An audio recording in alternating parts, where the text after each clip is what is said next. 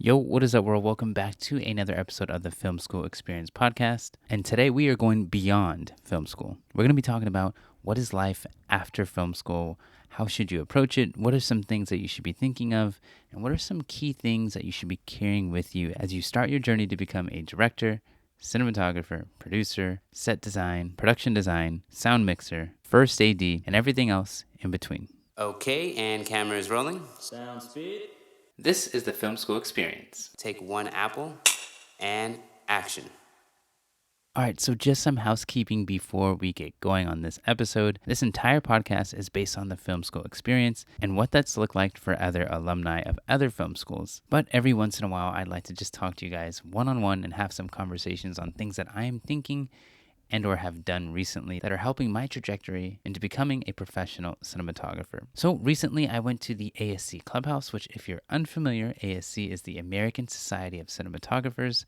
Clubhouse is where they all meet, is where all of the events go on that they host. And if you're unfamiliar, the ASC is a union where cinematographers are invited by other fellow ASC members to be in that union where they get representation. Now, recently they hosted an event where a lot of students and alumni were invited to the clubhouse where there were at least 12 cinematographers who are in the ASC, and they were there to talk about their experience from film school and beyond.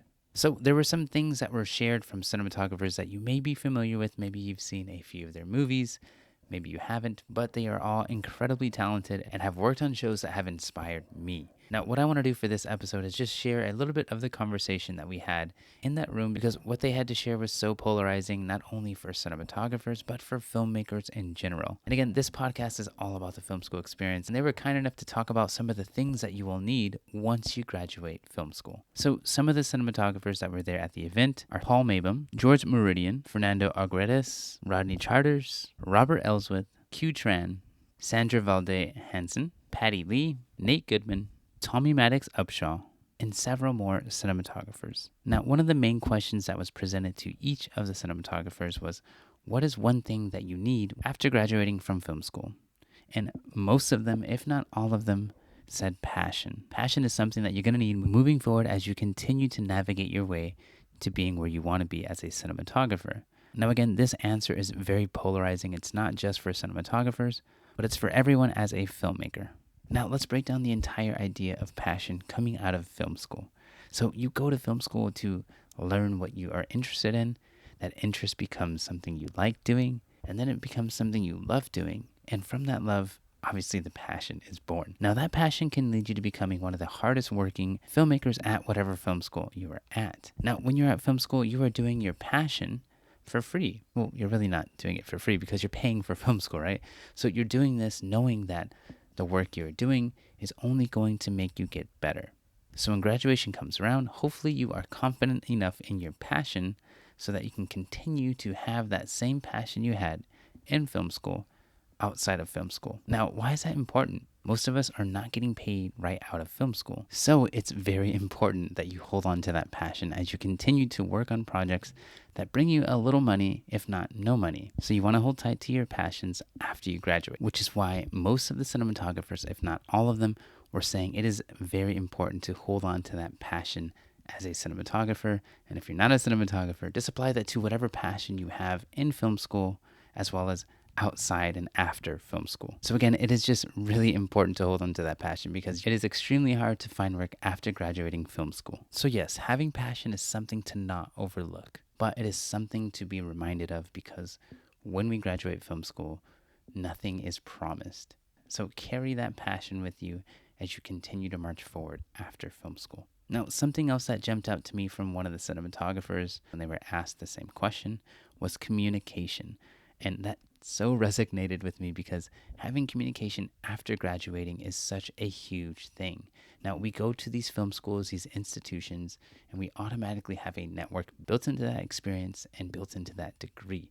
So when you move forward, don't forget all of those relationships, the hours spent on set, the time spent together having coffee, eating, going out, doing all of these fun things that may not directly involve being on set or anything film related, but those are the relationships that you want to hold on to and continue to nourish. So from my experience, communication has come in the form of people reaching out to me for projects because yes, we built some sort of relationship at film school. And then on the other hand, me myself reaching out and communicating with others who I went to school with and just seeing what they are up to, communicating that yes, I still want to be a cinematographer, and also asking them if they still want to direct, edit, produce, be a first AD, whatever it may be. But having that open line of communication is huge because you never know where your next job is going to come from. So if you cut lines of communication and you're not letting people know what you want to do and also asking what people are up to, then it just makes it feel like it's even more impossible to find the next job, the next project, or whatever it may be. So yes, communication is very important to me, so much so that I'm trying to do it every single day, whether it be through Instagram, posting some of the work that I've been doing, that I have done, and so on and so forth. And another source of communication is through YouTube, something that I do on a weekly basis, just showing people and letting people know that, hey, I'm still trying to be relevant in some way, shape, or form.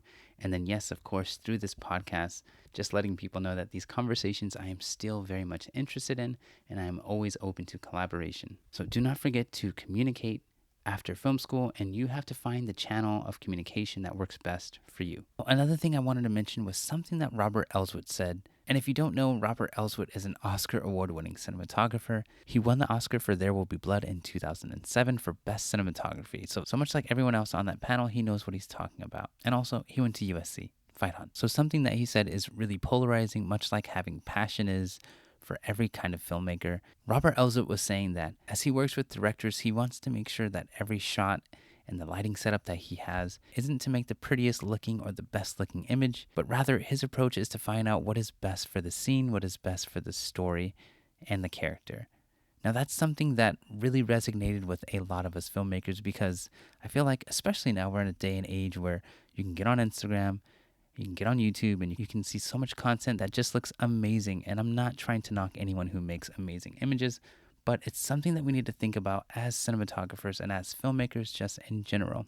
Are we as filmmakers servicing the imagery? Are we servicing the story? And I know that is something that is near and dear to Robert Elswit because in other interviews that I have seen from him, he really talks about the experience of like how as a filmmaker and as a cinematographer, are we upholding the story? Now, in this digital era where there are so many cameras that are just incredible, so many choices of lenses, you really have to be specific with how you want to frame the image, how you want to direct the scene, how you want to edit the scene, how you want to sound design and create the score, everything in between and after that as well. And I hope that it's all for the story and for the character because it's so easy to get caught up in a world of just making everything look amazing and sound amazing, when really the main focus should be the character and the story. And I totally am happy and thankful that Robert Elswit continues to push this idea of how do we as filmmakers service the story. Now, we're only a part of projects because of the story, and that's something that I know we can all take as filmmakers after graduating is how do we always move forward and be creative with the story and characters in mind and not get caught up in making things look great just to look great. Because in reality, when you're on set as a cinematographer, you have the power to try to impose your will on the image to make it look as best as you possibly can. But you have to keep in mind, are you doing service to the story?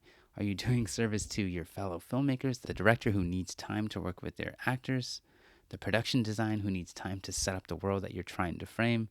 Like, you have to make these decisions knowing that if I want to make the best looking image, other departments are going to suffer.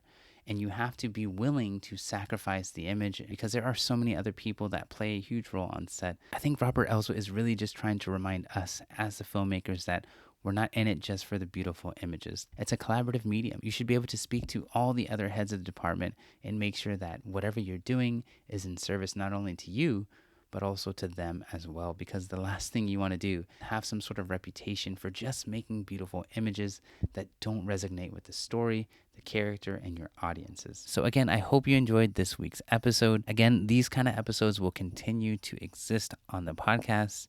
If we're not having interviews, I want to share some sort of information with you. And my hope is that you can learn something from it. So hopefully this episode does just that. Thanks for taking the time to listen to this week's podcast. I'll see you next week.